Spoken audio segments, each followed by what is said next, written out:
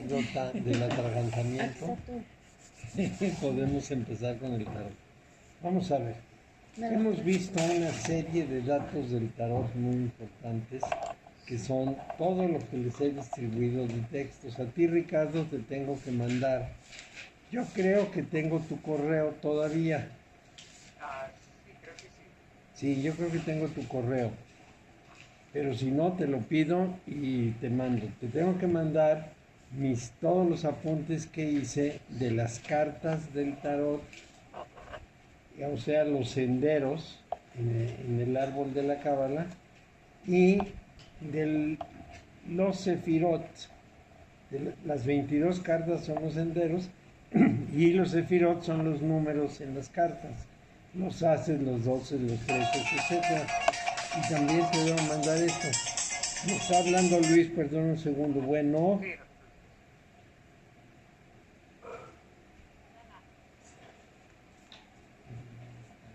Ah, sí, cómo no, ahorita te pongo admitir y admitir.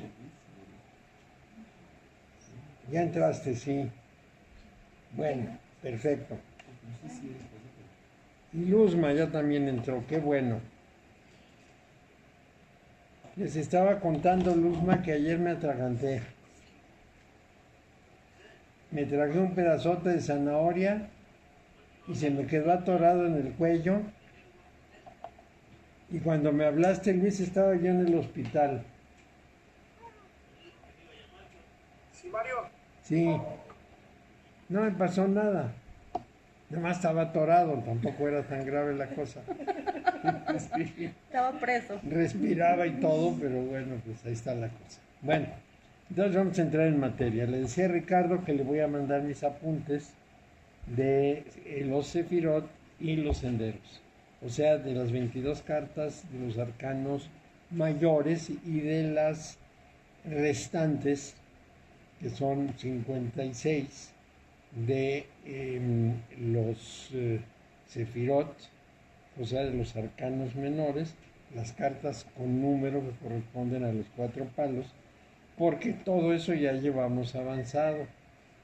Entonces sí conviene que tengan esa literatura. Y hay un libro que se llama El tarot o la máquina de imaginar, que ahorita se lo voy a entregar a Eva para que lo copie.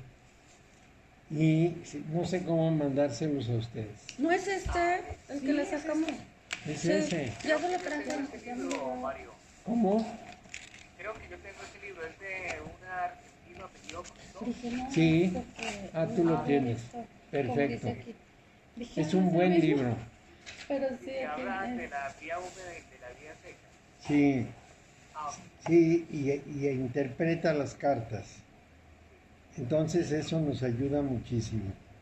Bueno, entonces vamos a tratar de sintetizar a dónde íbamos y ver a dónde vamos a avanzar. ¿tú me das copia después? ¿Cómo dices? No, a Ricardo le digo que él me da copia de ese libro después. Ah, sí, sí, claro. después sí. Claro. Mario, Sí. Mario, quedaste de mandarme también a mí los papeles que no alcancé de clase. Lo, Háblalos, Mario. lo que falta, ¿verdad? Y además deberías tener también una copia de este libro, también te la voy a llevar. Sí, gracias, Mario. Sí, eso no debe olvidárseme. Si no lo hago, me recuerdas, porque luego con tantos compromisos que hago ya no sé ni qué dije. Pero aquí, documentos, aquí lo voy a anotar en mi diario de hoy. Documentos Luzma. Lo bueno es que ya te mandé algunos. Y eso ya me tranquiliza que tienes algún material que es bastante abundante. Bastante Pero de abundante. aquí de las cartas no. Ese no me ha llegado nada. No, sí te llegó el de los senderos, Sí. las 60 y No. tantas. ¿No te llegó uno de 60 y tantas páginas? No. Ah, caray. Eso sí me parece raro, porque estoy seguro que te lo mandé. Bueno, No me ha te llegado. lo Es mando. por correo electrónico, ¿verdad? Sí. No, son 64 de una y como 40 de la otra.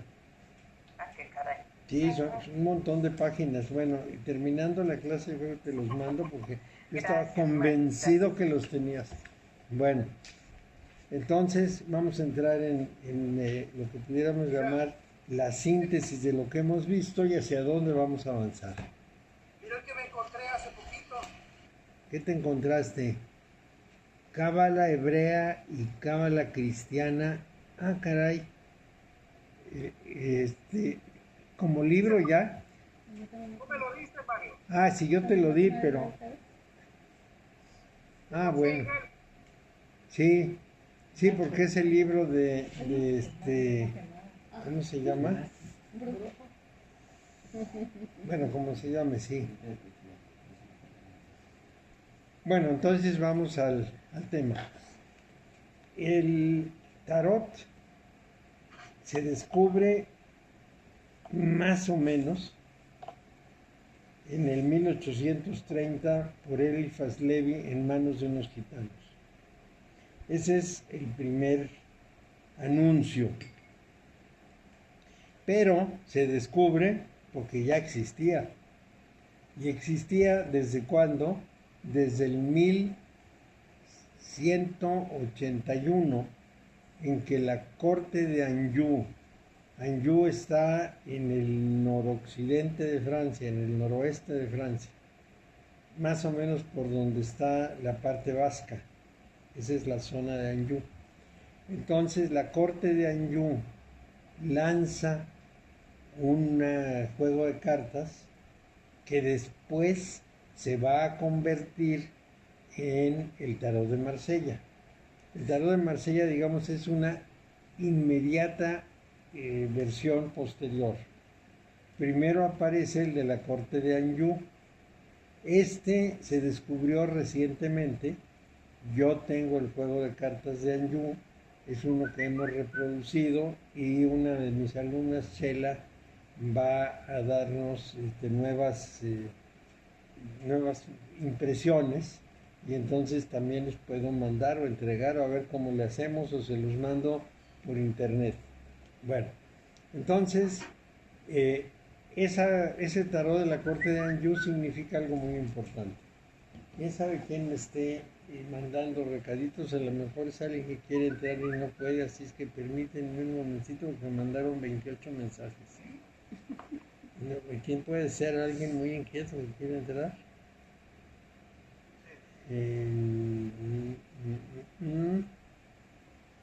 Perdón, un segundito nada más. Sí, está bien, Mario.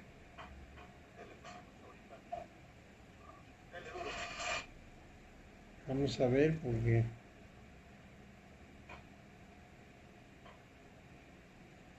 Muy bien. No, nadie. De pronto me dan unas cosas rarísimas.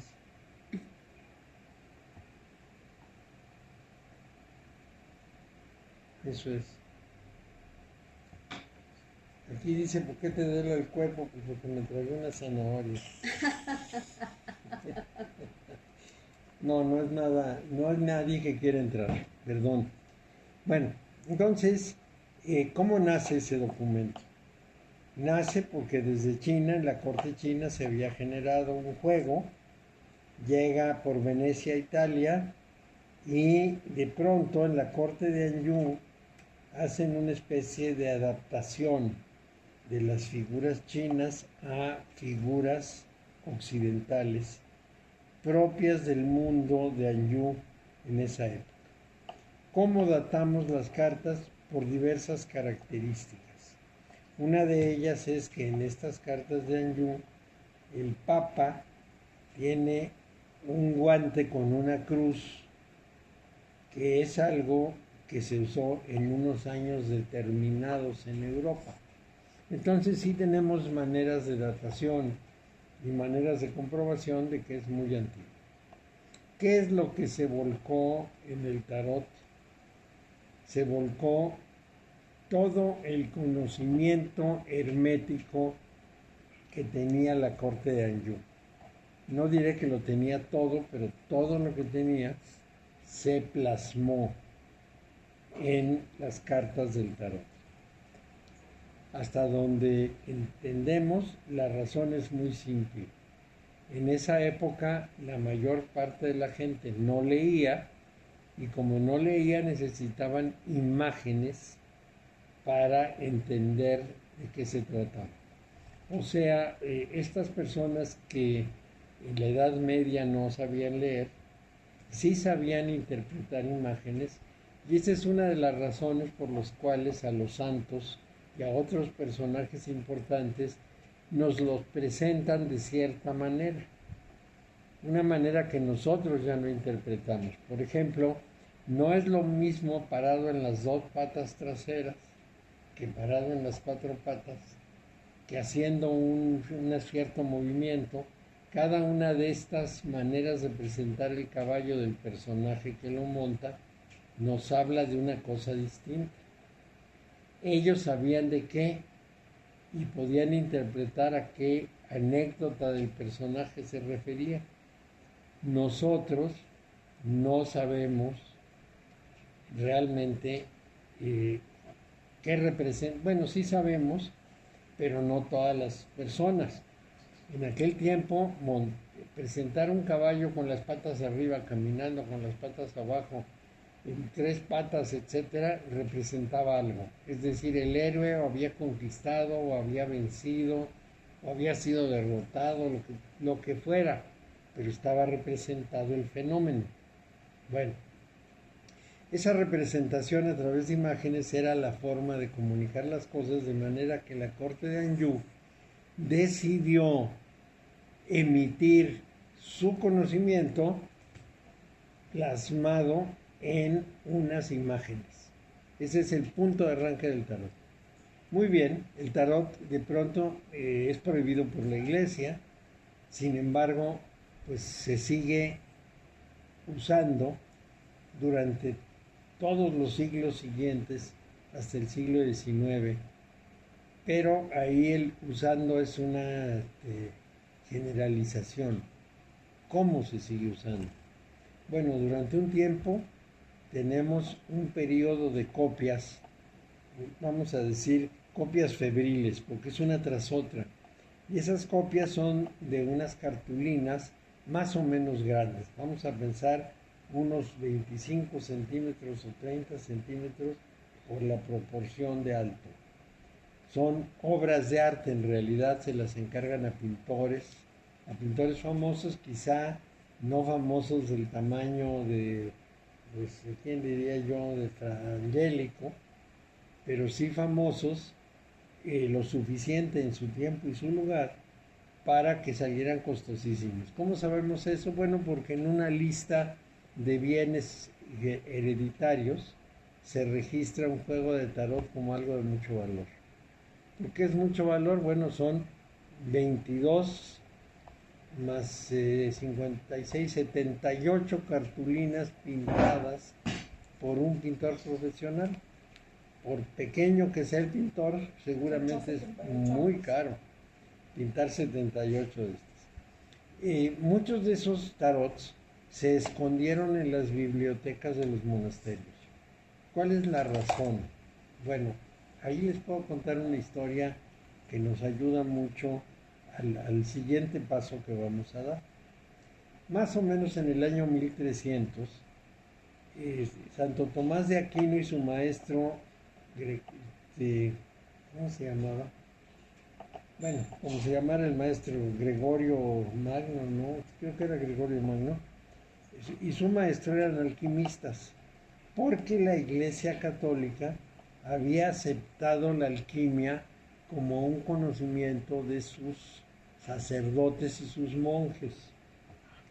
Pero hubo una prohibición posterior y entonces todo lo que se había avanzado de conocimiento hermético, no solo con el tarot sino de otros conocimientos, tendió a ocultarse.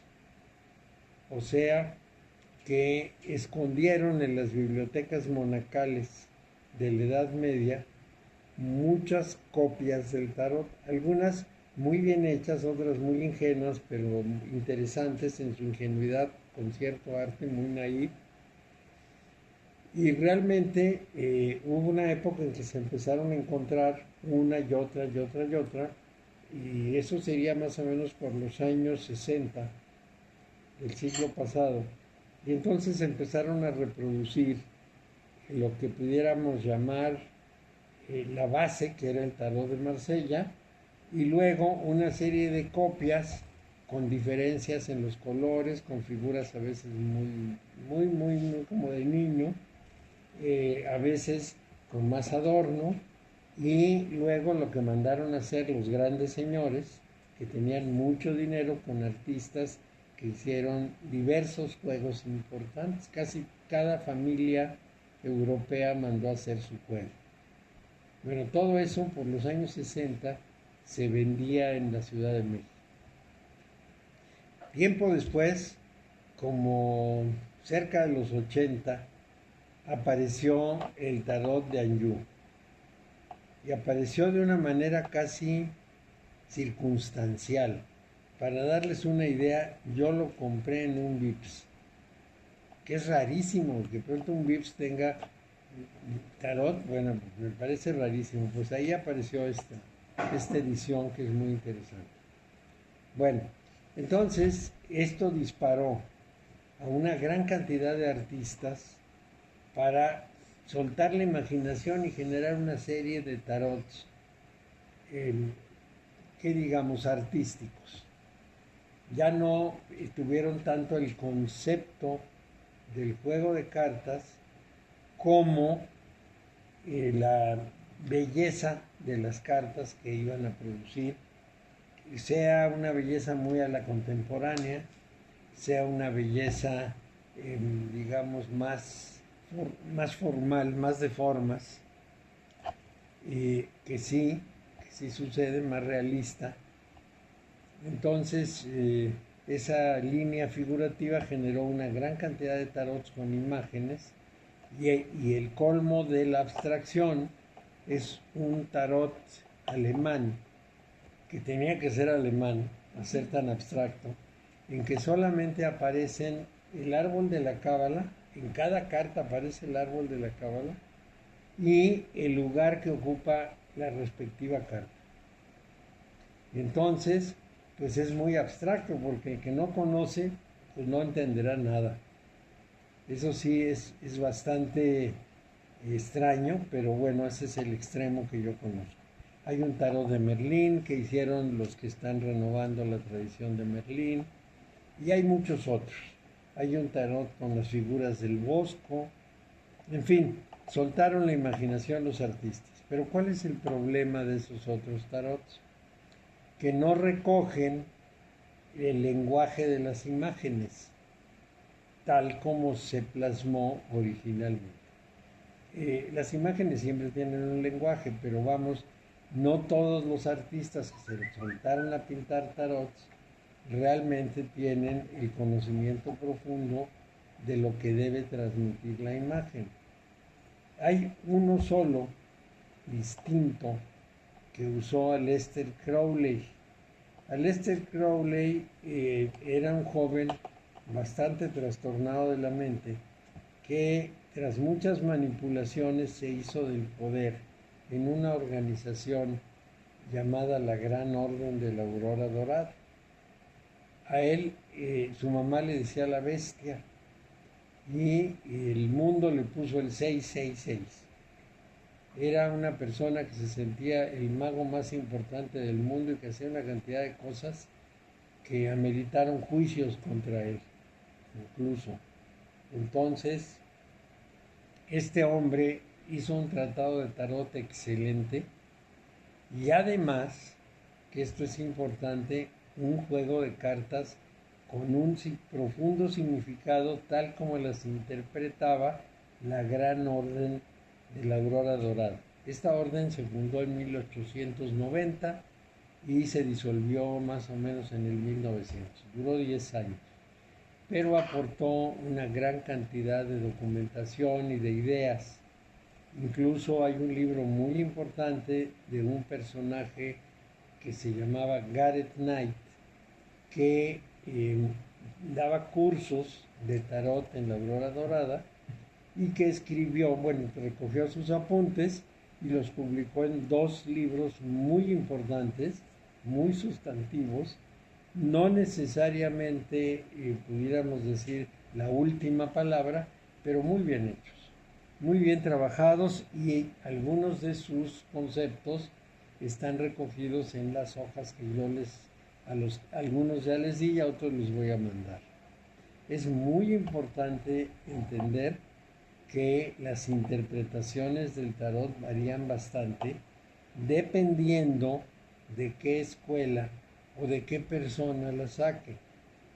Y eso hay que escogerlo bien.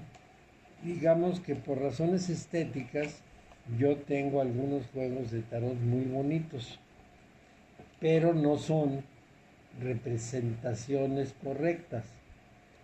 Y tengo otros que son representaciones correctas, aunque no sean tan bonitos.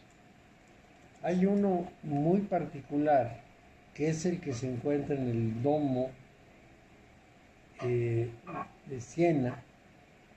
En el domo de Siena, es decir, en ese templo, al entrar aparece Hermes Trismegisto, que se supone que es el gran maestro de la hermética, que fue, digamos, el gran sabio del que partió todo el conocimiento. Por supuesto que es un personaje simbólico.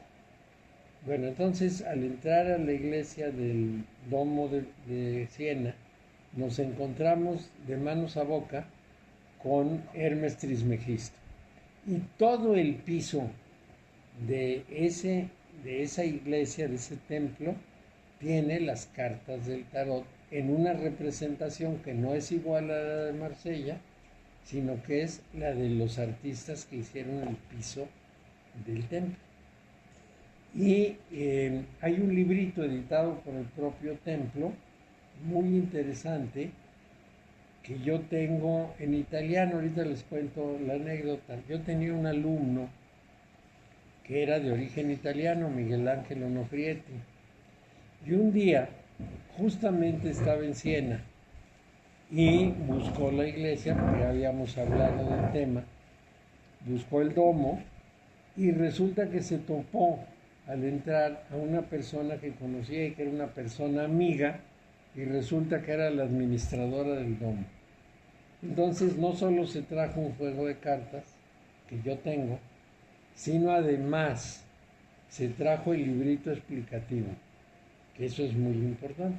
Ese nomás tengo copia, pero él ya murió y como herencia me dejó el juego de cartas del domo de Siena. Entonces yo lo tengo, es muy interesante, el cuadernito es muy explicativo. Todo esto que les digo es porque vamos a entrar a las interpretaciones y se van a encontrar tales diferencias que debemos discutirlas. Cada vez que tengan alguna duda, simplemente díganme de la duda, exprésenla, coméntenme que ven una diferencia, lo que sea.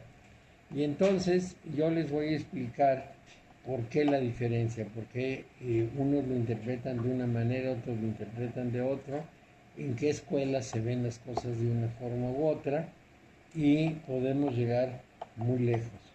Por ejemplo, el tarot de Merlín, para que quede muy claro, está relacionado con toda la renovación que se ha hecho de la tradición de Merlín en Inglaterra. Ahí ha habido personas muy importantes, muy dedicadas, que han querido encontrar todo el simbolismo del tiempo de Merlín, de los caballeros de la tabla redonda, etc. Y entonces hicieron un tarot en que los palos de la baraja ya no son oros, copas, espadas y bastos, sino que son peces, ciervos y otro par de animales. Esto cambia mucho la visión.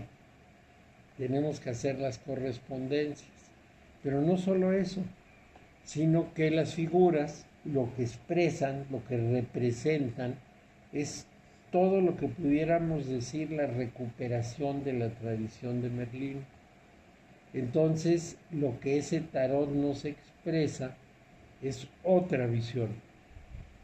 No quiero decir que sea falsa en el sentido de un simple invento.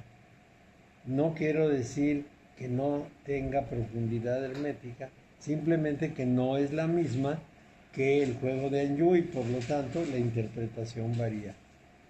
Y puede variar bastante. Ese tarot viene con un cuaderno bastante gordo de más de 100 páginas en el cual se explica mucho de la tradición de Merlín y de lo que se ha logrado de eso.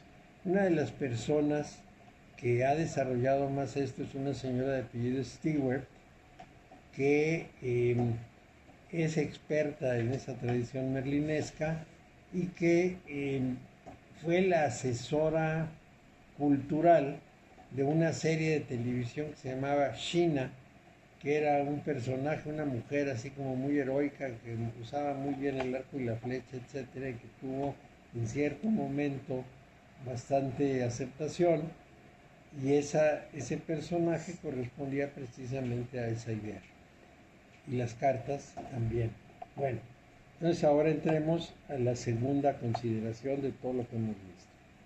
Los arcanos mayores, dice un autor, más bien deberían ser los menores. La razón es esta. Aunque las cartas de los arcanos mayores nos revelan la vía iniciática, es decir, nos revelan toda la secuencia de la formación iniciática de una persona en 21 pasos, no en 22, porque la carta 0, que es el loco, nos representa a nosotros, es decir, al que está haciendo el trabajo. Entonces, en 21 pasos iniciáticos nos dice cómo llegar a la liberación y a la transmutación. Esa es su función. Las primeras 5 cartas son estudio, son formación de la persona. La sexta es una transición y que tiene que tomar una decisión. La segunda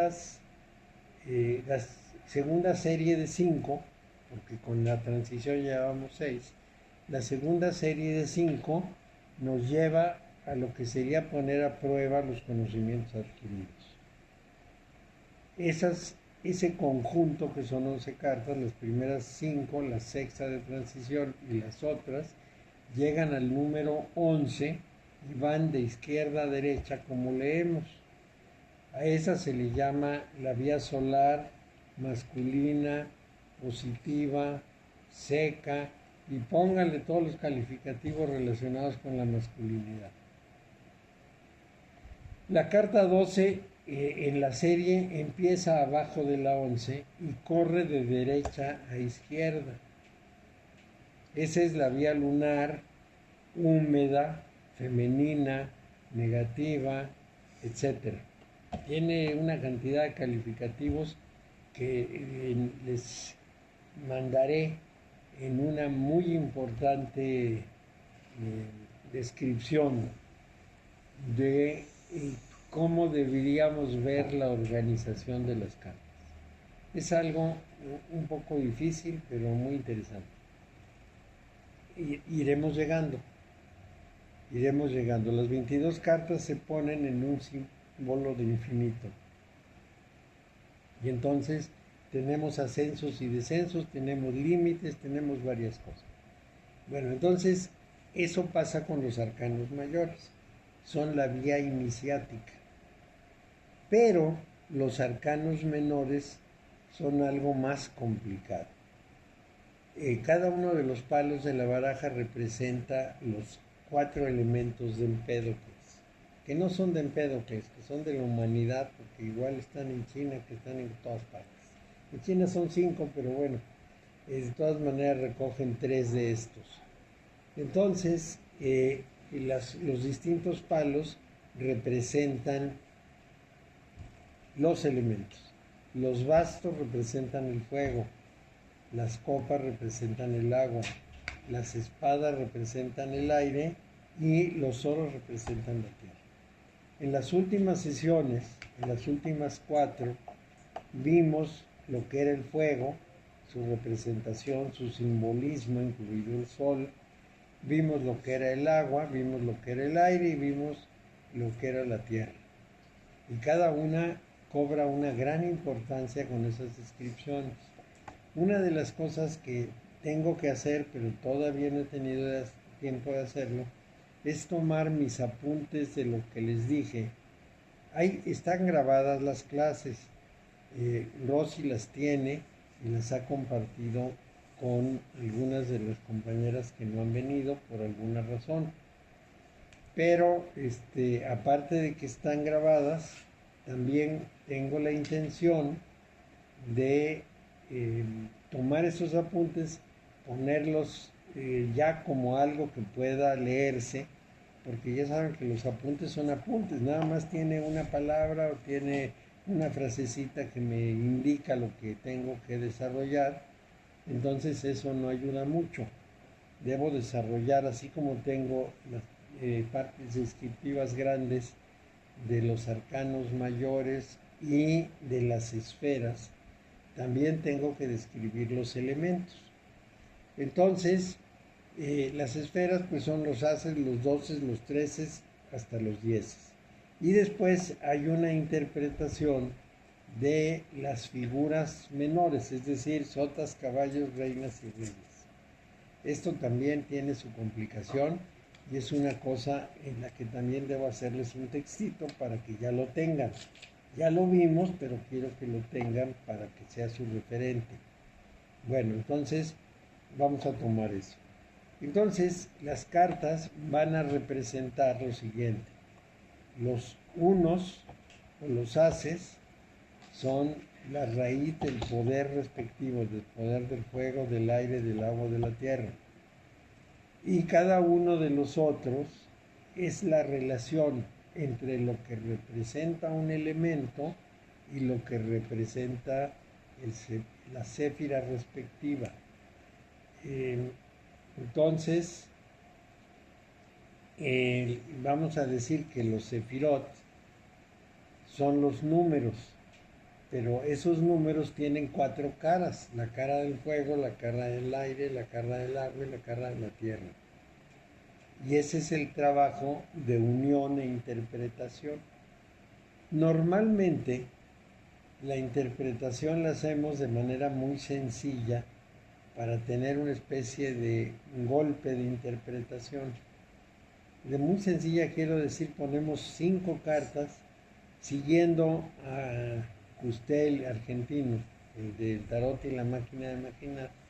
Ponemos 5 cartas y esas 5 cartas las interpretamos conforme a una manera de interpretación que ya vimos, pero que también que la pueden encontrar en Custel. Espero que todos lleguen a tener el libro. La otra cara de esto es que justamente cada uno de ellos tiene que relacionarse con las características del elemento y con las características de la figura. Es decir, el rey en los bastos es la figura más importante, pero en las copas la más importante es la reina.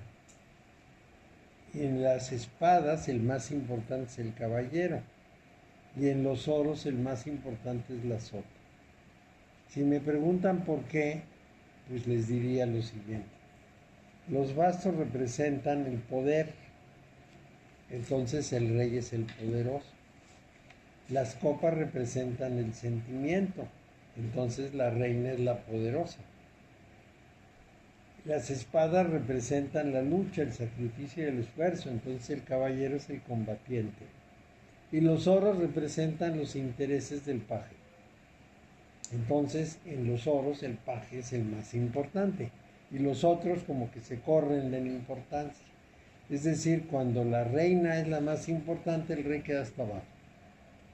Cuando el caballero es el más importante, la que queda hasta abajo es la reina. En fin, se van mezclando, de eso les voy a hacer una figura.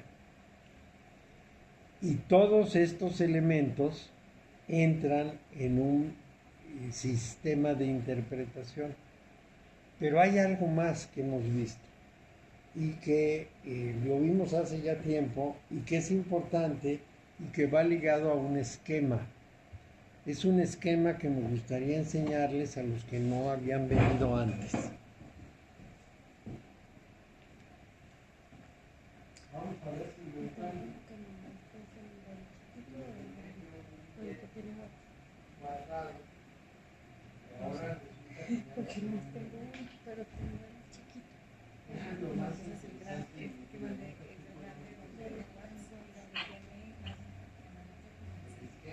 parece? Bueno, les platico del esquema. La base de este esquemita ya lo encontré. Ah, pero no puedo verlo porque... Se los voy a mostrar aquí. Y me tengo que echar muy para atrás. En este esquema, esos espacios cuadrados van a ser ocupados por cartas. Ese esquema es una carta astral. La carta astral tiene unas zonas, 12 zonas que se llaman casas. Esas casas representan algo. Son la casa de Aries, de Tauro, de Géminis, etc. Entonces cada casa tiene una interpretación. La casa 1 es la persona, la casa 2 son los recursos, la casa 3 es la familia muy cercana como los hermanos, la casa 4 es el hogar, la casa 5 son los hijos y las obras, la casa 6 es la salud y los servicios que se dan y se prestan, la casa 7 es las asociaciones, la casa 8 es la autorrealización y los recursos de los demás, la casa 9 son los estudios superiores, los viajes largos, las grandes aspiraciones, la casa 10 es el trabajo, la casa 11 son los amigos y la casa 12 los enemigos y los encierros. Bueno, esas 12 casas son de la astrología. Y entonces distribuimos las 78 cartas en las 12 cartas, en las 12 casas, y nos sobran 6. Y interpretamos cada conjunto en relación con la casa en la que se encuentra. Entonces, les llamo la atención al punto de que estamos relacionando el tarot con la cábala, en el árbol de la cábala, y con la astrología. 3 de las 5 disciplinas herméticas. Ahí nos faltan 2, la alquimia y la magia. Las 5 disciplinas herméticas son cábala, que nos da la organización general, la teoría; astrología, que nos da el diagnóstico, como ahora se dice, de fuerzas y debilidades, de amenazas y oportunidades; el tarot, que nos da la vía iniciática; la alquimia, que nos da el método de trabajo y la interpretación; y la magia, que es la consecuencia de todo el aprendizaje, el desarrollo de facultades. Entonces, de esos 5 constitutivos de todo el sistema hermético, 3 están en esto que estamos viendo. Ya tendremos oportunidad de meter la alquimia. La magia no. La magia la vamos a ver de una manera distinta, porque la magia es una consecuencia, es un resultado. Entonces, cuando hablemos de magia, que es muy raro, en general la magia no se enseña, sino se obtiene. Pero lo importante es aquí la teoría de la magia, eso es lo que vamos a ver y vamos a relacionarla con todo. Pero por lo pronto estamos ya tratando de juntar 3 terrenos. Los repito: la cábala, el tarot y la astrología. En este tapete astrológico vaciamos las cartas y vamos a tener, si decimos que son 12, 6 por 12, 72. Entonces van a caber 6 cartas en cada casilla y nos sobrarán 6. Bueno, esas 6 cartas puestas en orden, desde la primera que colocamos hasta la última, nos dan una historia de la persona, una historia de sus recursos, una historia de su familia muy cercana, su vida de la infancia, su mundo primario, una historia del hogar, una historia, etcétera, etcétera, de las 12 condiciones de la esfera del zodiaco. Entonces, no les extrañe que vamos a empezar a estudiar astrología. Y debo también darles unos documentos que hice para mis clases de astrología, para que tengan una idea de en qué nos estamos metiendo y por lo tanto puedan hacer las correlaciones adecuadas. Esto es muy importante. Hoy les voy a describir un poquito, muy por encima, pero sí como fundamento, lo que enseña la astrología, lo que una carta astral nos muestra.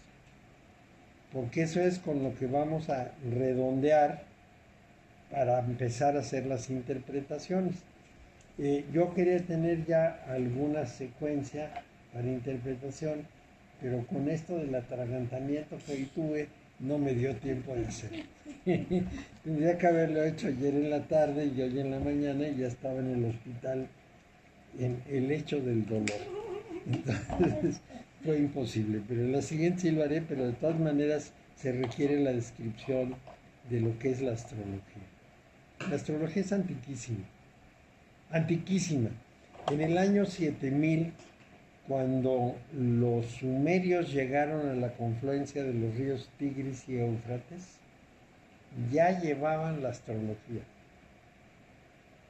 ¿Y por qué la llevaban? Porque la habían desarrollado en el centro de Asia. No sabemos dónde. En el centro de Asia es una expresión muy vaga. Suponemos que en la meseta del Pamir, que junta China, Tayikistán, Afganistán y Pakistán. Todo queda ahí pegadito en una gran meseta de donde se supone que descendieron los grupos arios. No sabemos cómo llegaron a esa meseta. Sí sabemos que de ahí pudieron haber descendido, de la meseta del Pamir. La pueden encontrar fácilmente en los mapas. Pero bueno, si ven la confluencia de China con Afganistán, ahí está. Bueno, entonces, los sumerios llegaron con el conocimiento astronómico. Esto nos presenta un misterio muy importante. ¿En qué consiste ese importante misterio? En que, ¿cómo calculaban las cartas? Yo les puedo decir, porque hace muchos años, por ahí como hace 45 años, hice un programa de cálculo astrológico. Todavía no había los programas que ahora se venden, no habían salido a la luz. Yo hice uno para astrólogos porque se presentó la necesidad y trabajé en él.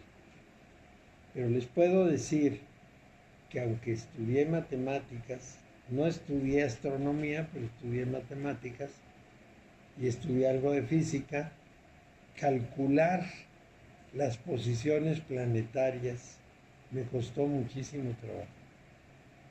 Con todo y que tenía la computadora, tenía el Excel, bueno, no lo hice en Excel, lo hice en Lotus, pero es igual, es un sistema muy parecido. Tenía todas las facilidades y fue muy difícil, que además tenía todas las fórmulas, cómo se calculan las posiciones de Mercurio, de Venus, de Marte, de Júpiter, de sus satélites. Todo esto está contenido en la astrología y uno puede hacer los cálculos. Nada más que no es tan sencillo.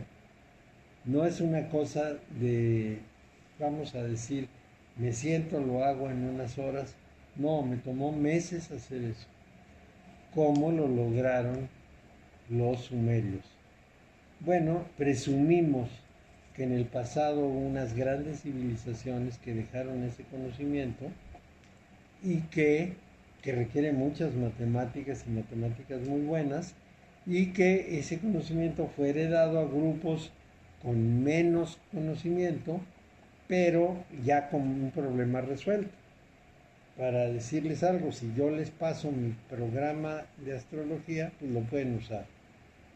No lo pueden hacer, pero sí lo pueden usar. es lo mismo. Entonces presumimos, no tenemos la certeza de que los sumerios heredaron un conocimiento antiguo muy profundo que también se refleja en las pirámides de Egipto, por ejemplo. En las pirámides de Egipto las proporciones, para darle solamente un dato, las proporciones son tan importantes que nos revelan el nivel científico de quienes las construyeron.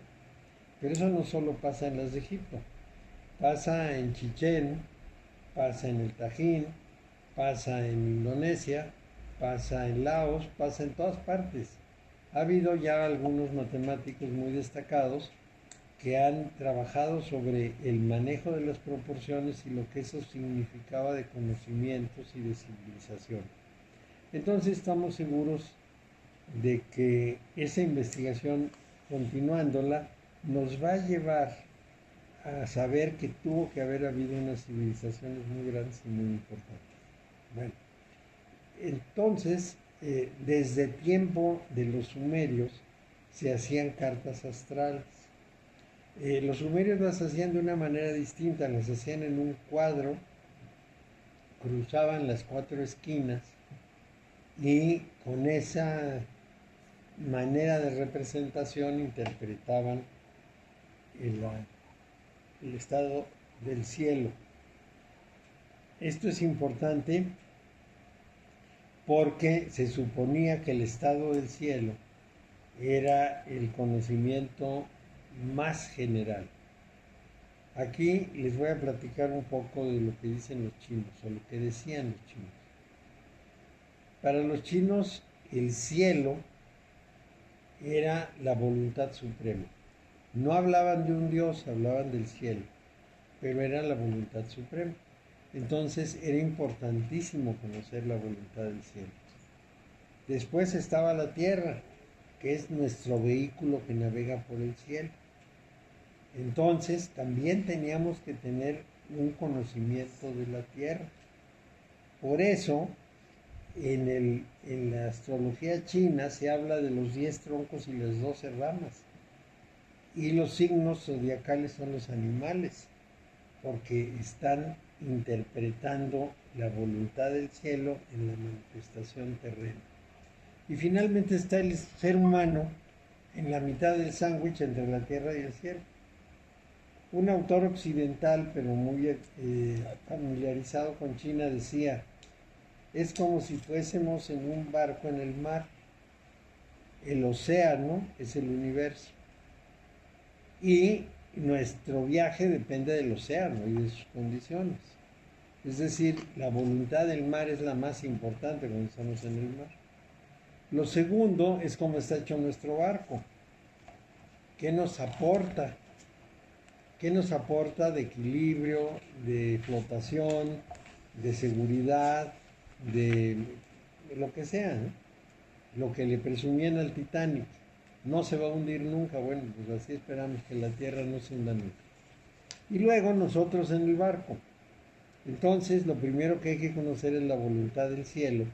Y por lo tanto, la astrología nos habla de cómo está organizado el cielo y cuál es su voluntad. ¿Qué es lo que nos está expresando? Esto no es tan sencillo. En el sentido de que simplemente tengamos una manera mecánica de encontrarlo. No es tan sencillo. Pasa igual que con la tarot y la cábala, requiere trabajo y conocimiento. Pero bueno, aparte de no ser tan sencillo, parece bastante seguro. ¿Por qué yo le tengo confianza? Bueno, porque tenemos más o menos 9,000 años de interpretaciones, en que cada interpretación se ha ido depurando a lo largo del tiempo. Con ido depurando quiero decir, se probó una, no resultó, se fue sustituyendo, se fue probando hasta que se llegó a interpretaciones que sí daban resultado. De tal manera que yo tengo la confianza de que las interpretaciones que normalmente se aprenden en astrología, por ejemplo, en la Universidad de Astrología que hay en Inglaterra, son interpretaciones probadas por los milenios. Cuando metemos interpretaciones nuevas, son dudosas, porque no estamos muy seguros que la experiencia de milenios las haya recogido. Esto es importante, en un caso que les voy a dar. El mayor problema es que introdujimos a 3 planetas que no estaban recogidos en la astrología tradicional: Urano, Neptuno y Plutón. Los sumerios lo conocían, pero después de los sumerios ya no se mencionaron. Entonces, todos los milenios de nuevas interpretaciones que se fueron depurando con el tiempo ya no consideraban esos 3 planetas. Los sumerios sí los consideraban y sí los conocían. Entonces, nos quedamos en falta de conocimiento sobre los 3. Los 3 se descubrieron entre el siglo XIX y el siglo XX. O sea que tenemos cuando mucho 100 años de experiencia en la interpretación. Eso no da la misma confianza que 9,000 años. Es una diferencia importante y entonces, bueno, pues hay que considerar. Bueno, entonces, astrología. Vamos a entrar a algo en la astrología. En primer lugar, la astrología no trata nada más de los planetas y hay que entender por qué los planetas. Los planetas en sí no tienen ningún poder.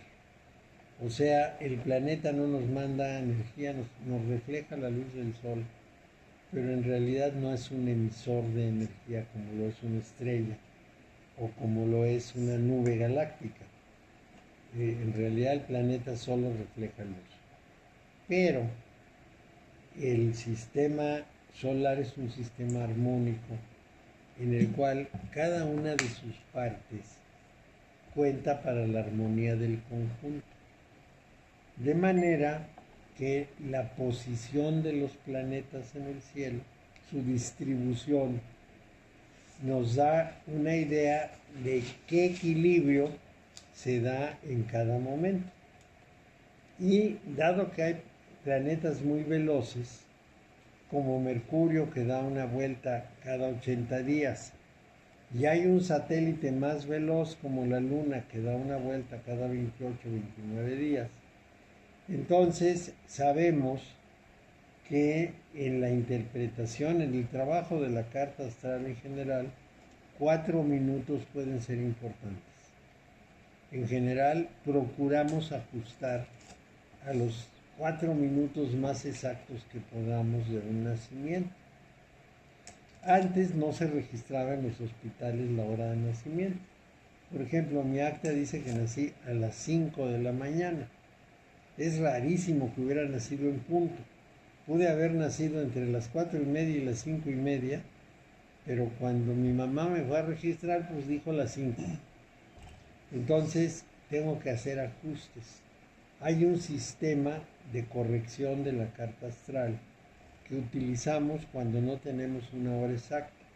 Ahora ya en los hospitales, desde hace ya bastante tiempo, se registra la hora exacta. Por ejemplo, yo sé que mi última hija nació a las 3:55 de la tarde. Es más, yo estaba ahí, de manera que fue a las 3:55, un poquito antes de 55, pero se puede redondear por los 4 minutos de referencia. Entonces, es importante, pues, que ahora tenemos ese auxiliar. Bueno, entonces, los planetas influyen por la armonía general. De ahí que las relaciones que haya entre ellos, que se llaman aspectos, son importantes. El segundo elemento fundamental de una carta astral son las casas. Esas casas tienen lo que pudiéramos llamar una correspondencia a 180 grados. La casa 1 les vuelvo a mostrar el esquema. Uy, ahora estoy demasiado cerca. Pero aquí la muestro así. La casa 1 que está aquí, que es Aries, tiene una correspondencia de 180 grados con la casa 7, que es Libra, que está exactamente del otro lado.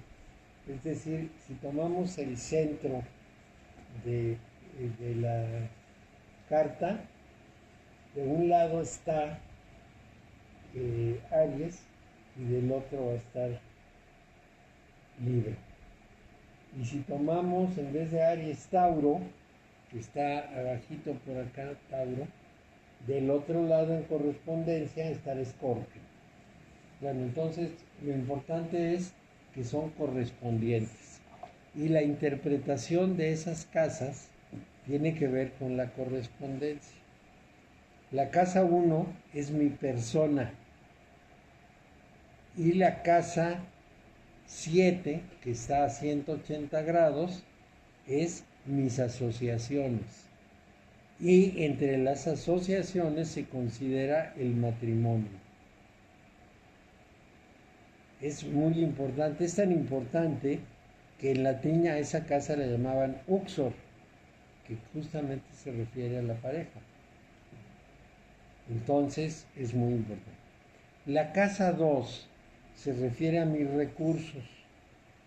Por supuesto que cuando decimos recursos, por nuestra sociedad como es, pensamos inmediatamente en dinero. Pero no solo son mis recursos de dinero, son todos mis recursos personales. Todo.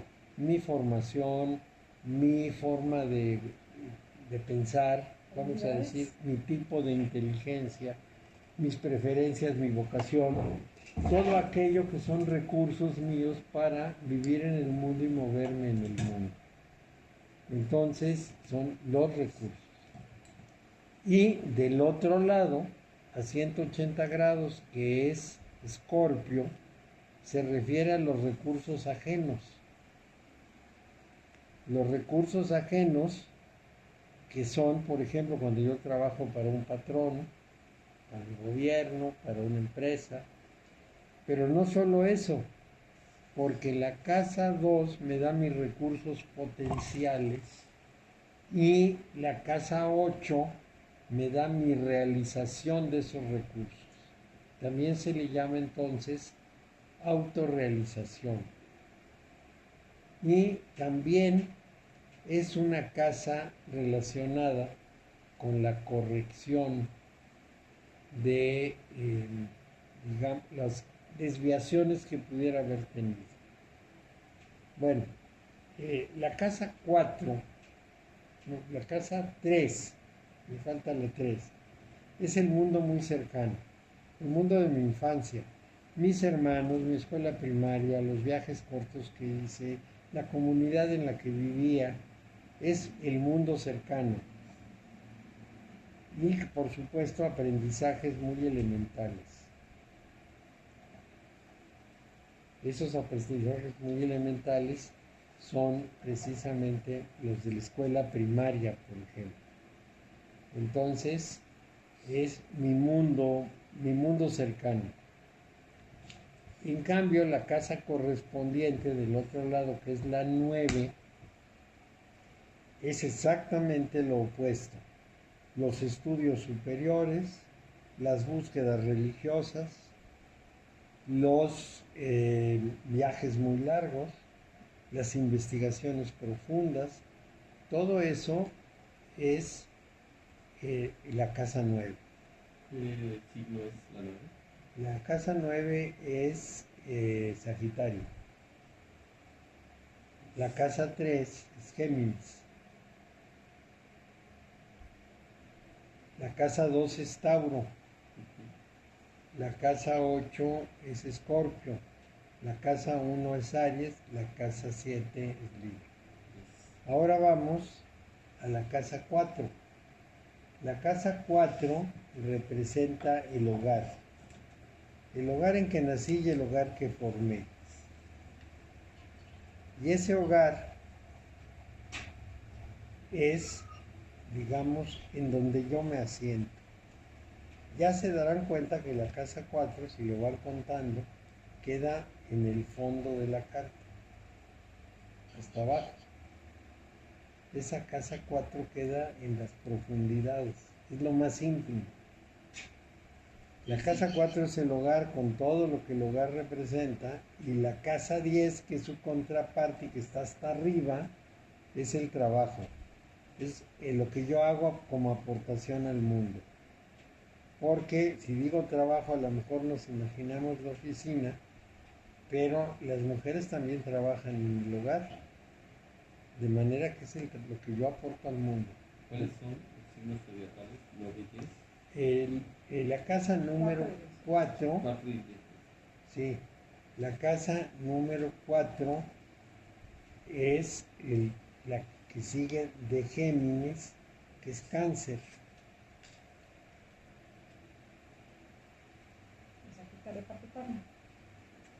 Claro, y la casa 10 es Capricornio.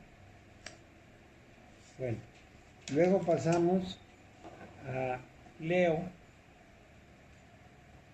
por un lado y Acuario por el otro. Leo en la casa 5 y Acuario en la casa 11. Leo es acción y es dominio, es lo que yo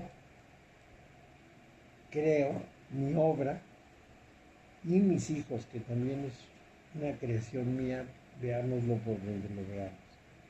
Entonces, la casa 5, va a representar las obras y los hijos. Y la casa 11, los amigos. Unos adentro y otros afuera.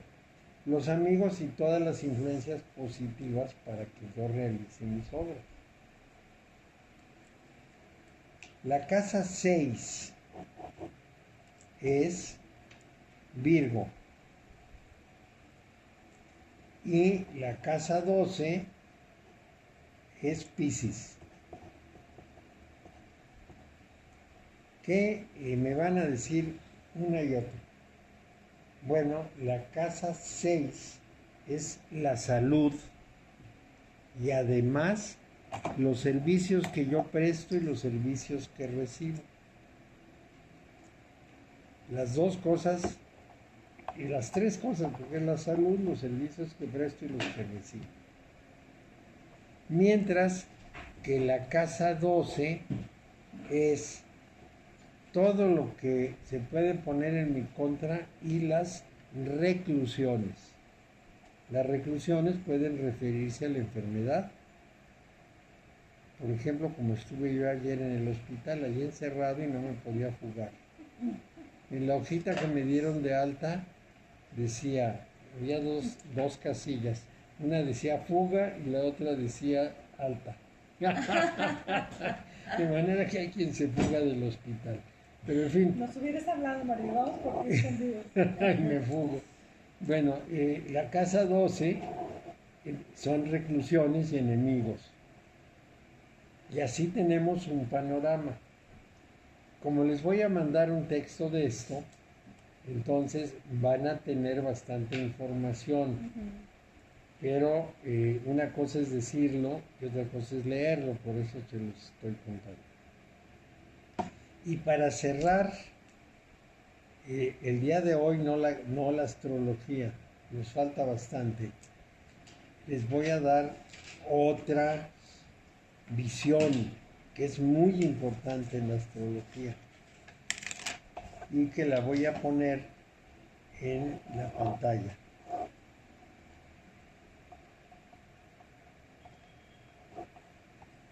Cuando yo divido de esta manera la carta, todo lo que está en la mitad de aquí corresponde a mí, soy yo. Y todo lo que está aquí corresponde a ellos, a los demás. Pero, si la divido horizontalmente, entonces la parte de abajo es mi mundo interno, adentro, y la parte de arriba es el mundo exterior. afuera. Entonces, dependiendo de en dónde caen los planetas, están más en yo que en ellos o más en ellos que en yo, o están equilibrados, más adentro que afuera, más afuera que adentro. Y esto es importantísimo. De la Carta astral, sí. Entonces, esa interpretación es fundamental. ¿Qué es lo que determina la combinación de las dos particiones? Aquí lo voy a escribir. Los sectores empiezan a contarse el de abajo en la izquierda, porque es como empezamos con Aries.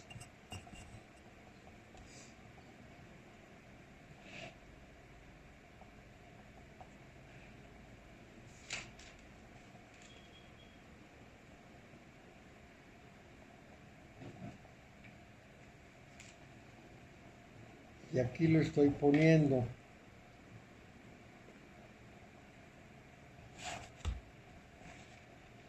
Esto es lo que debería haber tenido ya listo, pero no le hacemos apuntes. Está. El primer sector es yo conmigo mismo. Yo conmigo mismo es mi persona, mis recursos y mi formación infantil. Ellos conmigo es mi hogar, mis hijos y quienes me sirven y a quienes sirvo. El tercer sector es el mundo de ellos. El mundo de ellos es mis asociaciones, los recursos de los demás con los que yo me realizo y mi búsqueda del mundo, la investigación, el estudio, la religión, los viajes, etc. El cuarto sector es yo desempeñándome en el mundo exterior, o sea, ahí tengo el trabajo, tengo los amigos y tengo los enemigos. Entonces, eso me describe de una manera muy importante todo el panorama de lo que pudiera ser la figura de la carta. Aquí hay 3 casas, aquí hay 3 casas, aquí hay 3 casas y aquí hay 3 casas. Entonces, esto me muestra un panorama general. En los apuntes que les mandaré viene esto especificado, explicado y demás. Hay más elementos. También tenemos planetas. Los planetas, según la hora y el día de nacimiento y el año, se van a distribuir de cierta manera dentro de la carta. Y entre los planetas hay unas relaciones que llamamos aspectos. Ahorita les voy a poner un ejemplo. Aquí voy a pintar una carta y voy a poner 2 planetas. Voy a poner Mercurio y Marte. Y entonces, vean lo que ocurre. Tengo a Mercurio hasta arriba y a Marte en el lado derecho. El ángulo que forman es de 90 grados. A esos ángulos que forman los planetas, por supuesto, podría haber otro acá y otro más acá, entonces los grados cambian. A esos grados que hay de relación entre los planetas los llamamos aspectos. Hay aspectos positivos y aspectos negativos. Los aspectos positivos son los que refuerzan las cosas y los negativos los que se oponen a ellas. No son negativos en el sentido de decir ya me cayó el chahuizle, sino lo que están representando es facilitado o es estorbado. Por ejemplo, si yo estorbo el alcoholismo, aunque sea un aspecto de 90 grados que parece negativo, es un resultado muy positivo. Entonces, tenemos que verlo con ese criterio. Favorece o entorpece la función de los 2 planetas que están en aspecto. Hay muchos aspectos. 180 grados, 90 grados, 45 grados, 135 grados, 120, 60, 30, 150, 108 y otros más. En general usamos los primeros que les mencioné, hasta antes del de 108 grados, para la interpretación normal. Para una interpretación de un astrólogo, en realidad en mi ejercicio, en mi modelo de carta astral, pues tenía más o menos 19 aspectos. Pero eso es para un astrólogo, para cosas de detalle. Y también la precisión. Los aspectos pueden ser exactos, por ejemplo, 90 grados exactos, o pueden ser 89, 88, 87, y dependiendo de cómo se acercan a la exactitud, es la variabilidad de la influencia. Esto se liga a lo que se llama ahora lógica confusa. ¿Qué es la lógica confusa? Es una lógica que no es de sí y no. Por ejemplo, yo digo, en el ejército se van a aceptar personas de 1,75 para arriba. Y el que mide 1,74, 99 no entra. Bueno, la lógica confusa abre un abanico. Y en este caso también tenemos un abanico. Los aspectos más importantes tienen un abanico amplio y los aspectos menos importantes pues tienen un abanico más cortito. Se llaman orbes en astrología. Bueno, aparte de eso, hay algo que llamamos puntos. Esos puntos son los nodos lunares, que también les voy a pintar, nada más que he tomado una pluma y otra y parece que ninguna sirve, parece que el calor los acaba. Aquí hay una marcación. Ya esta ya me dio. Okay. Los nodos lunares son los pasos de la luna por el ecuador. Como la Tierra va inclinada, entonces, conforme va moviéndose, da la apariencia que el Sol, la Luna y los planetas suben y bajan. Por ejemplo, una cosa que se llama analema es una serie de fotos que toman del Sol día a día. Ponen una cámara fija un año completo y todos los días capta el Sol a las 12 del día. Y entonces vamos viendo cómo el Sol va ascendiendo en el horizonte y luego va descendiendo. En primavera, que se llama el equinoccio de primavera, está en el centro. El analema es como un signo de infinito, pero inclinado más o menos así. Entonces, el equinoccio de primavera está en el centro, en donde se juntan las dos líneas. Luego el Sol empieza a ascender de una manera como de óvalo hasta llegar al tope en el verano, es donde está más alto sobre el horizonte. Sigue descendiendo y ese es el solsticio de verano. Sigue descendiendo y llega al equinoccio de otoño, otra vez en el centro. Y luego desciende hasta el solsticio de invierno, que se completa en nuestro tiempo, algo así como el 21 o 22 de diciembre, pero antes el 25 de diciembre.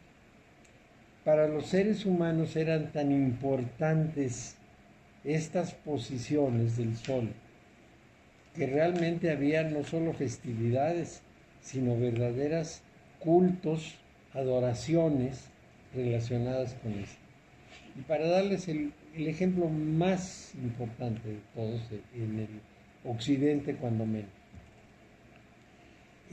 se consideraba que cuando el Sol iba bajando en el horizonte, es que iba como muriéndose. Así como en el día nace y en la noche muere, también el 25 de diciembre el Sol iba baje y baje y baje y baje y entonces se interpretaba que podía seguir bajando y desaparecer. Y eso causaba pavor. Pero justamente el 25 de diciembre llegaba al tope y empezaba a ascender. Es el nacimiento del nuevo sol. Y ese nacimiento del nuevo sol se relacionó con el nacimiento de 7 divinidades del Medio Oriente. Eso es muy importante. Y también se relacionó en América y en Asia con equivalentes. Pero aquí me quiero referir a las del Medio Oriente específicamente. Pueden ser muchas, puede ser Atis, Tamuz, Mitra, Jesús. Todos nacieron el 25 de diciembre de una virgen. Todos, los 7. Entonces es muy importante para la humanidad esa fecha. Fue muy importante y nos dejó la huella y sigue siendo. Porque aún nosotros sabemos que el sol nunca se va a morir mientras vivamos. Sí se va a morir dentro de 5,000 millones de años, pero bueno, falta un poco. Entonces sabemos que no se va a morir y por lo tanto ya no nos preocupa eso. Pero de todas maneras, para nosotros nace un nuevo sol. El 25 de diciembre en algunos lugares de Alemania, donde se celebra la Navidad, cantan un himno que es nació el nuevo sol, que es muy importante, pues, porque está relacionado con los cultos solares de la humanidad. Bueno, entonces el sol se ve que sube y baja y la luna también. Y precisamente el equinoccio es cuando el sol pasa por el ecuador. No está ni arriba ni abajo, sino que pasa por el ecuador. Por supuesto, cuando está arriba es verano, en el hemisferio norte cuando está hasta arriba es verano, y en el hemisferio sur es invierno, porque el sol les queda muy lejos. Pero en los equinoccios está directamente sobre el ecuador. Bueno, entonces la luna también tiene el mismo tema. Pasa por el ecuador y asciende, y baja y pasa por el ecuador. Cuando pasa ascendiendo, se le llama el nodo norte. Aquí les pongo los nodos y se representa así. Cuando está descendiendo, es el nodo sur y se le representa así. Bueno, resulta que el nodo ascendente o nodo norte se relaciona con lo que uno viene a cumplir en la vida. Y el nodo descendente o nodo sur se relaciona con el karma, lo que uno viene a repetir en la vida. Entonces, estos dos nodos son muy importantes porque nos dicen a qué venimos y qué tenemos que cumplir bien, hacerlo de nuevo para hacerlo bien. Karma y dharma. Esto es importante porque dependiendo dónde se sitúe, en qué casa se sitúe, nos dice qué cartas que caen en esa casa tienen que ver con el karma o con el dharma. Imagínense la combinación de la carta astral con el tarot tirado sobre el tapete de la astrología. Es complicado, pero es muy rico en interpretaciones. Entonces, también les voy a mandar el programa de astrología. Más bien se los tengo que entregar. A lo mejor se los puedo mandar porque un muchacho no se podía tener más que la instalación de un muchacho, un hombre joven, tiene 30 años, quién sabe cómo hizo y me lo puso en un USB. A lo mejor se los puedo mandar. Es un programa viejo, pero tiene una ventaja sobre casi todos los demás. Da interpretaciones. Bueno, con ese programa pueden hacer los cálculos de este y de este. No, miento, no lo pueden hacer. Les voy a dar otro también para esto. Pero pueden hacer el cálculo de la carta astral y ya la tendrán y ya podrán trabajar sobre eso. Hay otro programa que nos va a mostrar estos nodos y además otra cosa muy importante, la luna negra y el sol negro, que los representamos de esta manera. La luna negra y el sol negro. Está completamente relleno el sol negro, mi pluma no dio para tanto. La luna negra se pinta al revés, la luna normal se pinta para acá y la luna negra al revés. Pero ¿qué es esa luna negra? Ahorita les explico.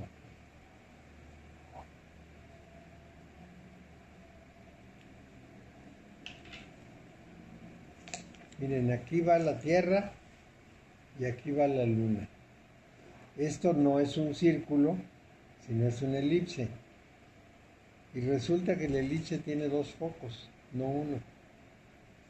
El otro foco se encuentra de esta manera. Y aunque no esté ocupado, es muy real porque no se puede hacer una elipse sin dos focos. Aquí está la luna negra. Su contrario a 180 grados es el sol negro. La luna negra representa las profundidades del inconsciente y el sol negro representa las profundidades de la sexualidad, que si seguimos las tesis de José Ortega y Gasset, él dice que el amor, el enamoramiento profundo, el de la entrega total, la mística y la hipnosis comparten el mismo origen o el mismo principio fundamental, un principio que él llama orgiástico. ¿Por qué? Porque es una especie de enajenación del individuo. Bueno, entonces, evidentemente nos da nuestra parte sexual, pero también nuestra parte mística. Si quieren una asociación adicional, los textos de los místicos son en general textos eróticos, de encuentro, así como por ejemplo San Juan de la Cruz, el alma y el amado. Y los enamoramientos son textos casi religiosos. La mujer es divina, de la que uno está enamorado, es un ser divino, y hay raptos amorosos, como en los raptos místicos. Entonces el amor usa el lenguaje de la mística y la mística usa el lenguaje del amor. De manera que el sol negro y la luna negra nos revelan muchas cosas. Eso se llaman puntos dentro de la carta. De modo que no al principio vamos a hacer unos ejercicios nada más de cartas en casa, pero avanzando vamos a ver un poco más de astrología y vamos a poner la carta astral y encima de la carta astral vamos a echar las cartas del tarot. Y entonces vamos a relacionar todo. No es sencillo, no les prometo que es fácil, pero es muy interesante. Esa es la razón por la cual no se debe hacer una lectura instantánea normalmente. Para satisfacer una curiosidad, sí, pero para realmente profundizar, tiene uno que tomar la carta astral, montarle las cartas del tarot, acordarse de todos los elementos en juego, es decir, senderos, sefirot, clifot, los números, planetas, casas, puntos, todo va ahí metido. Y nos da una imagen muy interesante porque nos da los tres elementos fundamentales, vamos a llamarles así, del hermetismo. La alquimia es muy importante, pero es método, es trabajo interior. Y la magia es consecuencia. El que ha seguido todo el sistema, de pronto descubre en sí mismo cuál es su facultad mágica. Y hay muchas facultades mágicas, la teleaudición, la televisión, la curación, en fin, hay una cantidad de facultades que se desarrollan en la persona conforme avanza por los puntos iniciáticos. Entonces, cerramos esta sesión con esa promesa de mandarles lo que van a necesitar para todas estas interpretaciones y, bueno, hacer los ejercicios, que es lo que sí. Gracias, hermano. ¿Alguna pregunta? Yo tenía una, Mario. Tú mencionaste la corte de esta que está cerca De Anjou. ¿Cuál es la diferencia entre la corte de Aquitania. la corte de Aquitania? Porque tú hablas siempre de eso. La corte de Aquitania está en el sur. Es decir, están pegadas a España las dos. Una en el norte, la de Anjou, y una en el sur, la de Aquitania. La corte de Aquitania fue muy importante en el hermetismo, exactamente lo mismo que la corte de Anjou, pero se inclinó más hacia la gnosis, hacia el conocimiento gnóstico de los cátaros. En realidad, la corte de Aquitania fue una corte básicamente cátara. Aportó muchísimo. La verdad es que tenemos que respetar mucho eso, y aportó una de las cosas más extrañas para el caso. Inventó el amor cortés. En realidad, la concepción del amor entre la pareja, o entre hombre y mujer, era una concepción muy práctica, muy empírica. Y Leonor de Aquitania, que fue una mujer talentosísima, inventó este asunto de la dama que echa el pañuelito al caballero y que él hace hazañas para la dama.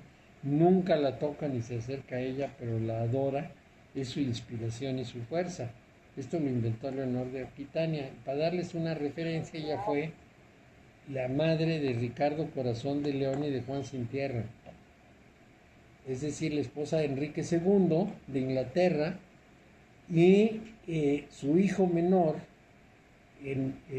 Juan Sin Tierra, la metió a la Torre de Londres porque se metía en política y no quería que le hiciera sombra. Es una historia maravillosa la de Leonor de Aquitania. Fue una mujer sensacional. Bueno, pero eso nada más para mencionarles en la respuesta a él, que son dos cortes distintas, pero muy relacionadas por el conocimiento hermético. ¿Alguna otra pregunta?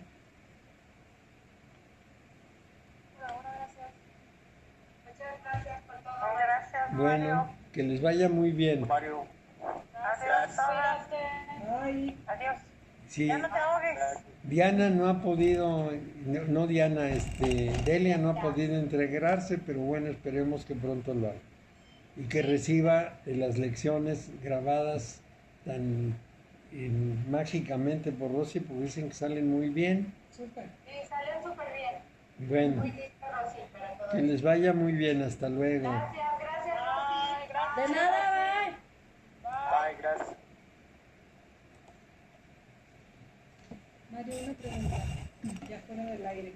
En la carta astral, aquí por ejemplo está el 1, entonces, tiraría yo las cartas en Así. sus casas. Así, Empezando el 1, 2, 3. así es. Digamos que es el tapete Sí, original. ese es el tapete. Yo creo que voy a dibujar un tapetote con la carta astral. Vas tirando uno, le das una vuelta y luego una vuelta hasta dar las 6 vueltas. Sí, de una en una los vas poniendo. Y la primera que interpretas es la primera que pusiste. Puedes imprimir enseguida. Quizá. Pero miren, voy a hacer una super cartota astral y vamos a tener unos objetitos que sean los planetas, los ponemos, tiramos las cartas ahí y ya sabemos qué hay. Y yo creo que va a tener que ser bastante grande el tapete. Para poder jugar con todo lo que vamos a meterle. Claro, y a los que no estén aquí en clase, vamos a tener que hacerles su tapete también. Para que no. Claro.